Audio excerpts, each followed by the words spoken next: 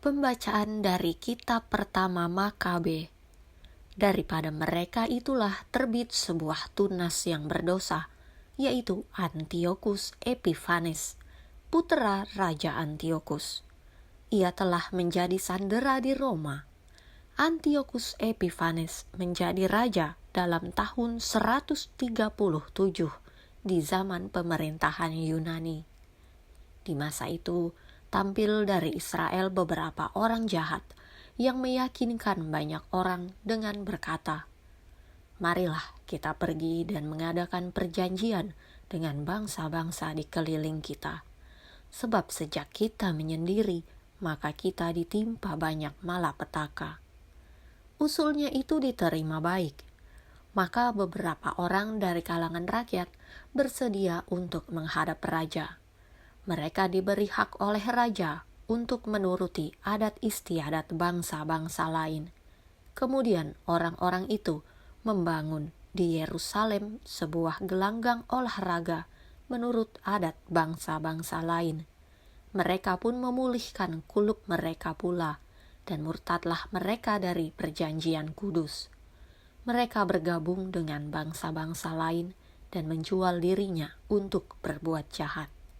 Raja pun menulis juga sepucuk surat perintah untuk seluruh kerajaan, bahwasanya semua orang harus menjadi satu bangsa.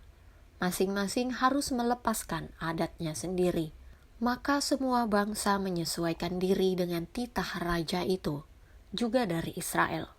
Ada banyak orang yang menyetujui pemujaan raja. Dipersembahkan oleh mereka korban kepada berhala, dan hari Sabat dicemarkan. Pada tanggal 15 bulan Kislev, dalam tahun 145, maka raja menegakkan kekejian yang membinasakan di atas mezbah korban bakaran, dan mereka mendirikan juga perkorbanan di segala kota di seluruh Yehuda. Pada pintu-pintu rumah dan di lapangan-lapangan dibakar korban. Kitab-kitab Taurat yang ditemukan disobek-sobek dan dibakar habis. Jika pada salah seorang terdapat kitab perjanjian, atau jika seseorang berpaut pada hukum Taurat, maka dihukum mati oleh pengadilan raja. Namun demikian, ada banyak orang Israel yang tetap teguh hatinya dan bertekad untuk tidak makan sesuatu yang haram. Mereka lebih suka mati daripada menodai diri dengan makanan semacam itu, dan dengan demikian mencemarkan perjanjian kudus, dan mereka mati juga. Kemurkaan yang hebat sekali menimpa Israel. Demikianlah sabda Tuhan. Mazmur tanggapan, "Hidupkanlah aku ya Tuhan, supaya aku berpegang pada perintah-Mu. Aku menjadi gusar terhadap orang-orang fasik yang meninggalkan Taurat-Mu. Hidupkanlah aku ya Tuhan, supaya aku berpegang pada perintah-Mu. Tali-tali orang fasik membelit aku, tetapi Taurat-Mu tidak kulupakan. Hidupkanlah aku ya Tuhan, supaya aku berpegang pada perintah-Mu.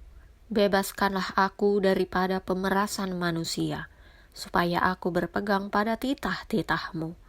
Hidupkanlah aku ya Tuhan, supaya aku berpegang pada perintah-Mu. Orang-orang yang mengejar aku dengan maksud jahat sudah mendekat. Mereka menjauh dari hukum-Mu. Hidupkanlah aku ya Tuhan, supaya aku berpegang pada perintah-Mu. Keselamatan menjauh dari orang-orang fasik, sebab mereka tidak mencari ketetapan-ketetapan-Mu. Hidupkanlah aku ya Tuhan, supaya aku berpegang pada perintah-Mu. Melihat para pengkhianat aku merasa muak, karena mereka tidak berpegang pada janji-Mu. Hidupkanlah aku ya Tuhan, supaya aku berpegang pada perintah-Mu. Bacaan Injil menurut Santo Lukas. Waktu Yesus hampir tiba di Yeriko, ada seorang buta yang duduk di pinggir jalan dan mengemis. Waktu orang itu mendengar orang banyak lewat, ia bertanya, "Apa itu?" Kata orang kepadanya, "Yesus orang Nazaret lewat." Lalu ia berseru, "Yesus anak Daud, kasihanilah aku." Maka mereka yang berjalan di depan menegur dia supaya ia diam. Namun semakin keras ia berseru, "Anak Daud, kasihanilah aku." Lalu Yesus berhenti dan menyuruh membawa orang itu kepadanya.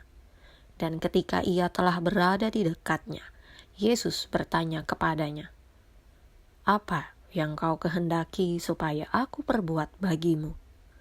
Jawab orang itu, "Tuhan, supaya aku dapat melihat." Lalu kata Yesus kepadanya, "Melihatlah engkau, imanmu telah menyelamatkan engkau." Dan seketika itu juga melihatlah ia, lalu mengikuti dia sambil memuliakan Allah.